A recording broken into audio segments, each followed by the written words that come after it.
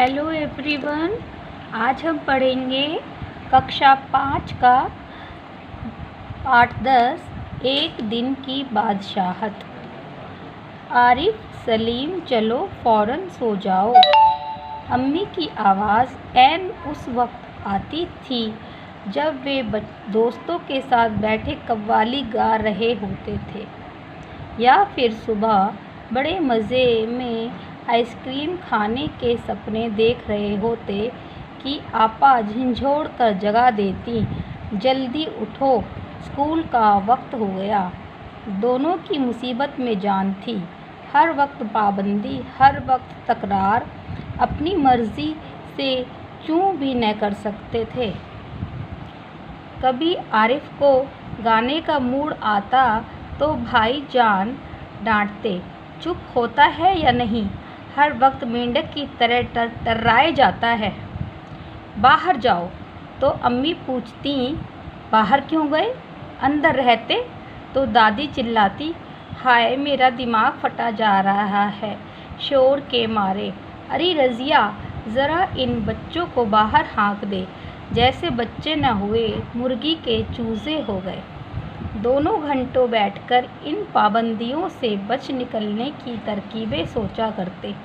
उन दोनों से तो सारे घर को दुश्मनी हो गई थी, लिहाजा दोनों ने मिलकर एक योजना बनाई और अब्बा की खिदमत में एक दरख्वास्त पेश की कि एक दिन उन्हें बड़ों के सारे अधिकार दे दिए जाएं और सब बड़े छोटे बन जाएं।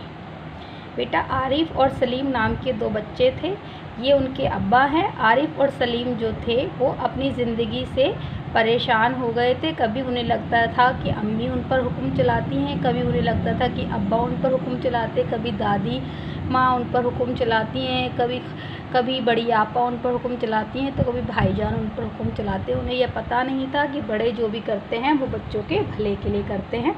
तो उन्हें एक तरकीब सूझी। उन्होंने सोचा कि अब्बा से कहकर एक दिन के लिए सारे बड़ों के अधिकार ले लेते हैं और छोटे के अधिकार उन्हें दे देते हैं, ताकि उन्हें पता चल सके कि छोटों को कितना बुरा लगता है। कोई ज़रूरत नहीं है उधम मचाने की, अम्मी ने अपनी आदत के अनुसार डांट पिलाई। लेकिन अब्बा जाने किस मूड में थे, न सिर्फ मान गए बल्कि यह इकरार भी कर बैठे कि कल दोनों को हर किस्म के अधिकार मिल जाएंगे। अभी सुबह होने में कई घंटे थे कि आरिफ ने अम्मी को झिंझोड़ डाला, अम्मी जल्दी उठिए, नाश्ता तैयार कीजिए। अब ये देखिए, आरिफ जो हैं वो अम्मी को झिंझोड़ रहे हैं। पहले अम्मी जो थी वो उन्हें झिंझोड़ कर जगाती थी, और अब जो है आरिफ जो हैं वो बड़े बन गए हैं और अम्मी को झिंझोड़ कर उनको हुक्म दे रहे हैं कि जल्दी कीजिए, नाश्ता बना दीजिए हमारे लिए। अम्मी ने चाहा एक झापड़ रसीद करके सोए रहें, मगर याद आया कि आज तो उनके सारे अधिकार छीने जा चुके हैं। फिर दादी ने सुबह की नमाज़ पढ़ने के बाद दवाएं खाना और बादाम का हरीरा पीना शुरू किया। तो आरिफ ने उन्हें रोका, तौबा है दादी, कितना हरीरा पिएंगी, आपका पेट फट जाएगा। और दादी ने हाथ उठाया मारने के लिए। नाश्ता मेज पर आया तो आरिफ ने खानसामा से कहा, अंडे और मक्खन वगैरह हमारे सामने रखो, दलिया और दूध बिस्कुट इन सब को दे दो। ये देखिए, अब आरिफ ने फिर से रसोइये पे हुक्म चलाया कि अंडा और मक्खन तो हमें दे दो, और बाकी जो बेकार की चीज़ें जो हमें हर रोज़ मिलती हैं खाने के लिए, जैसे दलिया, दूध, बिस्कुट, ये सब इन्हें दे दीजिए। आपा ने कहर भरी नज़रों से उन्हें घूरा, मगर बेबस थी, क्योंकि रोज़ की तरह आज वह तरमाल अपने लिए नहीं रख सकती थी। यानी कि जो अच्छी चीज़ें जिन्हें खाकर हमारा मन खुश होता है, लेकिन जो हमारे स्वास्थ्य के लिए अच्छी नहीं होती, उन्हें तरमाल कहते हैं। सब खाने बैठे तो सलीम ने अम्मी को टोका, अम्मी ज़रा अपने दांत देखिए, पान खाने से कितने गंदे हो रहे हैं। मैं तो दांत मांज चुकी हूँ। अम्मी ने टालना चाहा, नहीं चलिए उठिए। अम्मी निवाला तोड़ चुकी थी, मगर सलीम ने ज़बरदस्ती कंधा पकड़कर उन्हें उठा दिया। अम्मी को गौसल खाने में जाते देखकर सब हंस पड़े, जैसे रोज़ सलीम को ज़बरदस्ती भगा के हंसते थे। फिर वह अब्बा की तरफ मुड़ा। ज़रा अब्बा की गत देखिए, अब्बा की हालत तो देखिए। बाल बड़े हुए, शेव नहीं की, कल के कपड़े पहने थे और आज इतने मैले कर डाले। आखिर अब्बा के लिए कितने कपड़े बनाए जाएंगे? यह सुनकर अब्बा का हंसते हंसते बुरा हाल हो गया। आज ये दोनों कैसी सही नकल उतार रहे थे सबकी, मगर फिर अपने कपड़े देखकर वह सचमुच शर्मिंदा हो गए। थोड़ी देर बाद जब अब्बा अपने दोस्तों के बीच बैठे अपनी नई गज़ल लहक लहक कर सुना रहे थे तो आरिफ फिर चिल्लाने लगा, बस कीजिए अब्बा, फ़ौरन ऑफिस जाइए, 10 बज गए। अब देखिए अब्बा को भी उन्होंने नहीं छोड़ा और अब्बा पर भी उन्होंने होम चलाना शुरू कर दिया। चुप! अब्बा डांटते डांटते रुक गए। बेबसी से गज़ल की अधूरी पंक्ति, अधूरा वाक्य दांतों में दबाए पाँव पटकते आरिफ के साथ हो लिए। रज़िया, ज़रा मुझे 5 रुपए तो देना। अब्बा दफ्तर जाने को तैयार होकर बोले। 5 रुपए का क्या होगा, कार में तो पेट्रोल तो है। आरिफ ने तुनक कर अब्बा की जान की नकल उतारी। जैसे अब्बा कहते कि इकन्नी का क्या करोगे, जेब खर्च तो ले चुके। जैसे अब्बा उन्हें डांटते थे इकन्नी मांगने पर, वैसे ही 5 रुपए मांगने पर उन्होंने भी अब्बा को डांट दिया। थोड़ी देर बाद खानसामा आया। बेगम साहब, आज क्या पकेगा? आलू, गोश्त, कबाब, मिर्चों का सालन। अम्मी ने अपनी आदत के अनुसार कहना शुरू किया। नहीं, आज ये चीज़ें नहीं पकेंगी। सलीम ने किताब रखकर अम्मी की नकल उतारी। आज गुलाब जामुन, गाजर का हलवा और मीठे चावल पकाओ। लेकिन मिठाइयों से रोटी कैसे खाई जाएगी? अम्मी किसी तरह सब्र न कर सकी। जैसे हम रोज़ सिर्फ मिर्चों के सालन से खाते हैं, दोनों ने एक साथ कहा। दूसरी तरफ दादी किसी से तू मैं किए जा रही थी। ओफ़ो, दादी तो शोर के मारे दिमाग पिघलाए दे रही हैं। आरिफ ने दादी की तरफ दोनों हाथों में सिर थाम कर कहा। इतना सुनते ही दादी ने चीखना चिल्लाना शुरू कर दिया कि आज ये लड़के मेरे पीछे पंजे झाड़ के पड़ गए हैं। मगर अब्बा के समझाने पर खून का घूंट पीकर रह गई।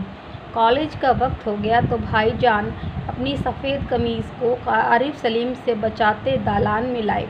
अम्मी, शाम को मैं देर से आऊँगा, दोस्तों के साथ फिल्म देखने जाना है। खबरदार! आरिफ ने आंखें दिखाकर उन्हें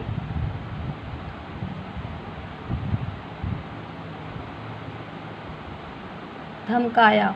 कोई ज़रूरत नहीं फिल्म देखने की, इम्तिहान करीब हैं और हर वक्त सैर सपाटों में गुम रहते हैं आप। पहले तो भाईजान एक करारा हाथ मारने लग के, फिर कुछ सोचकर मुस्कुरा पड़े। लेकिन हुजूर आली को दोस्तों के साथ खाकसार फिल्म देखने की बात पक्की कर चुके हैं। यानी वो कहते हैं कि हुजूर आली, यानी कि उनको बादशाह सलामत की पदवी का सम्मान देते हुए बोले कि मैं बहुत ही छोटा सा आदमी हूँ और मैंने अपने दोस्तों से फ़िल्म देखने की बात पक्की कर ली है, इसलिए इजाज़त यानी हुक्म दे दिया जाए कि हम वो फ़िल्म देख पाएँ और तो उनकी बहुत बहुत मेहरबानी हो जाए।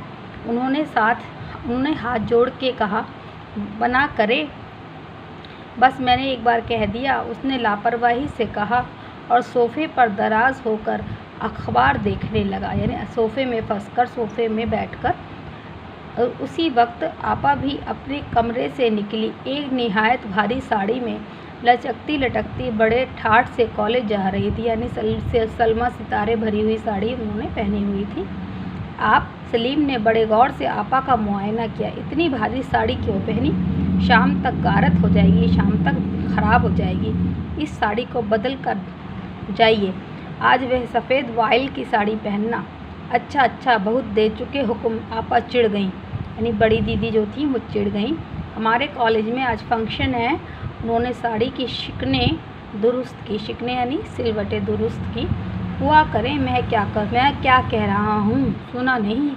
अपनी इतनी अच्छी नकल देखकर आपा शर्मिंदा हो गई। बिल्कुल इसी तरह तो वह आरिफ और सलीम से उनकी मनपसंद कमीज़ उतरवाकर निहायत बेकार कपड़े पहनने का हुक्म लगाया करती हैं। दूसरी सुबह हुई।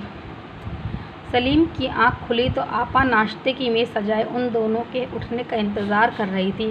अम्मी खानसामा को हुक्म दे रही थी कि हर खाने के साथ एक मीठी चीज़ ज़रूर पकाया करो। अंदर आरिफ के गाने के साथ भाईजान मेज़ पर का तबला बजा रहे थे और अब्बा सलीम से कह रहे थे, स्कूल जाते वक्त एक चवन्नी जेब में डाल लिया करो, क्या हर्ज है। देखिए बेटा, जब उन्हें एक दिन की बादशाहत मिली तो बड़ों को समझ में आया कि हर वक्त का हुक्म देना छोटे बच्चों को बहुत ही बुरा होता है।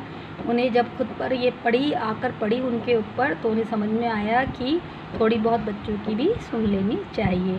Thank you very much. God bless you.